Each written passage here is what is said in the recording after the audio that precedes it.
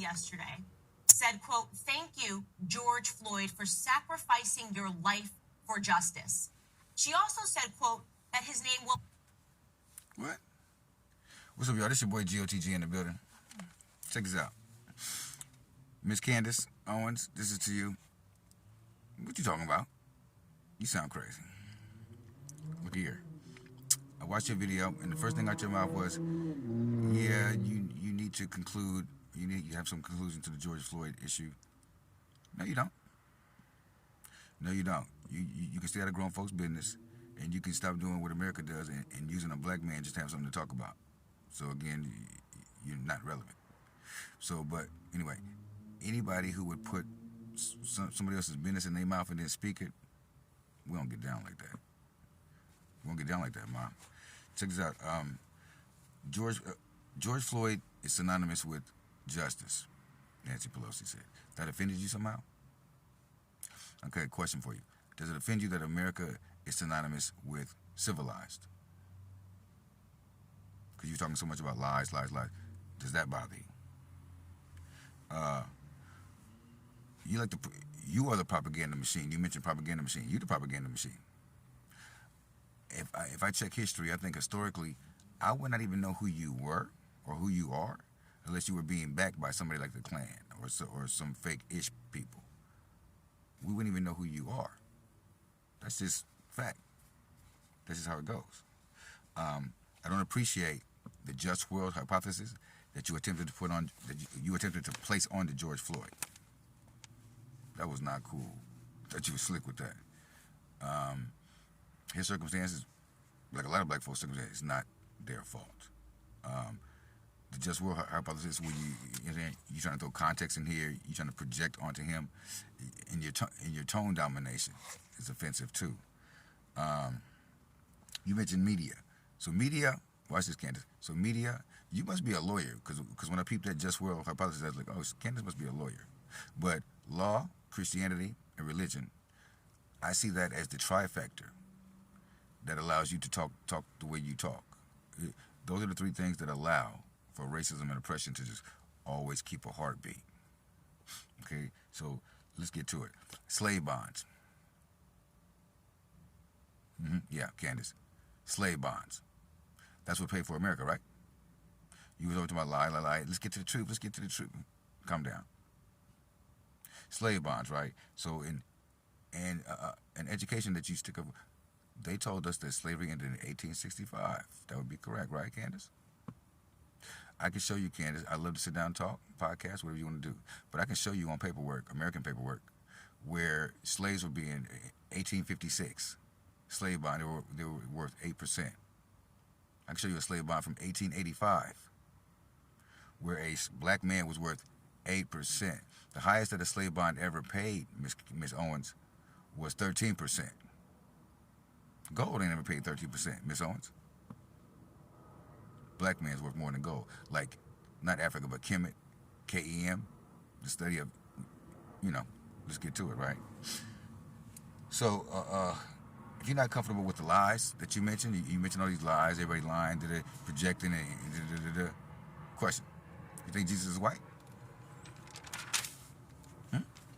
Do you think that Jesus is white? This is a question. You mentioned black victimhood. Whoa.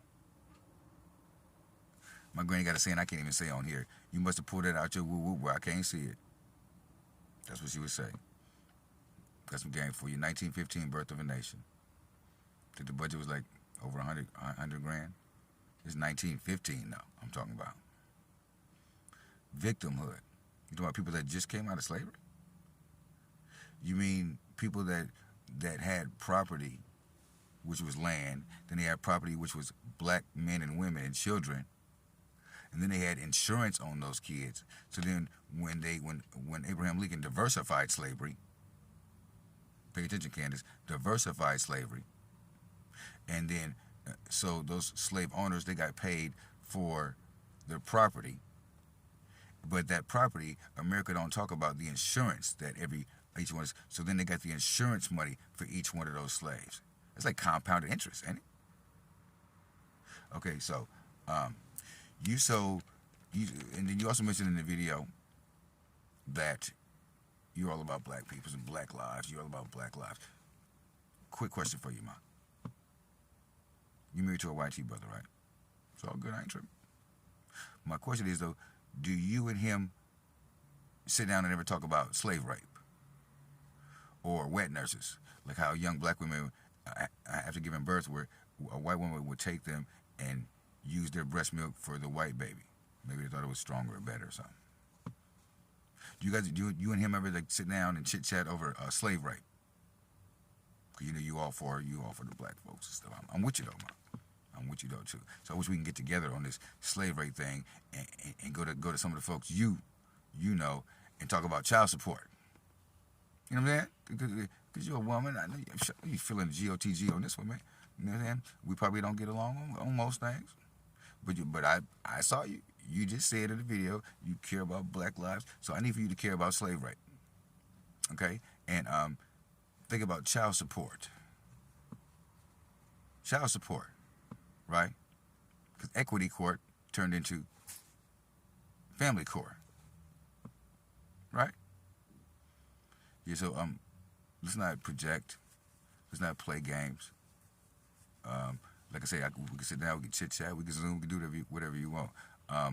Your just world hypothesis, I assume you are a lawyer. I'm not. I'm just a regular cat.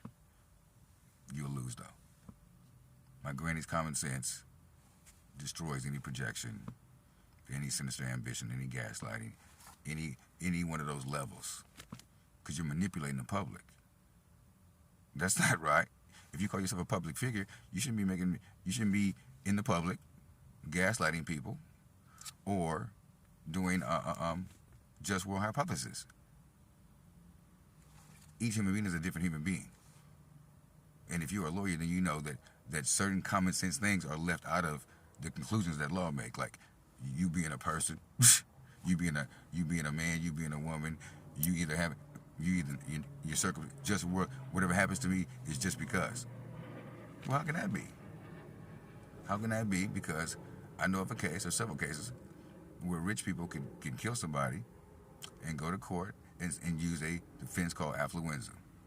For everyone who does not know, affluenza means I'm too rich to know right from wrong.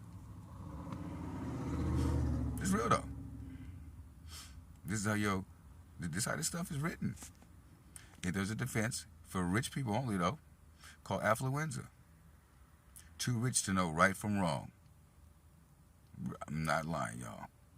So it's interesting how that doesn't work. That works this way, but it doesn't work. You can't say, oh, well, this person was too deprived or just too poor to know right from wrong. So it seems like if you expose everything, you should know right from wrong. If you're exposed to nothing, then you are the one that should be excused. Anyway, so Candace, if you are a lawyer, check out Professor John Hanson. He's a corporate lawyer.